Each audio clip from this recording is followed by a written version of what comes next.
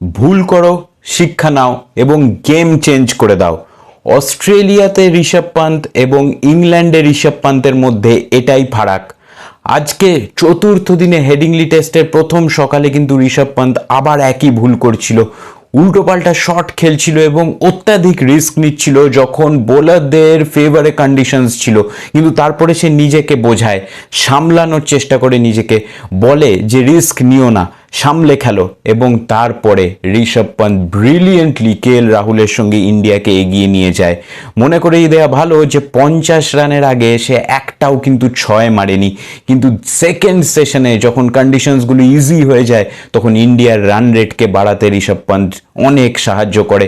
ছয়ের ওপরের run rate India bat করতে থাকে দ্বিতীয় সেশনে, যেখানে ফার্স্ট সেশনে 2.5-এর একটু বেশিতে ব্যাট করছিল।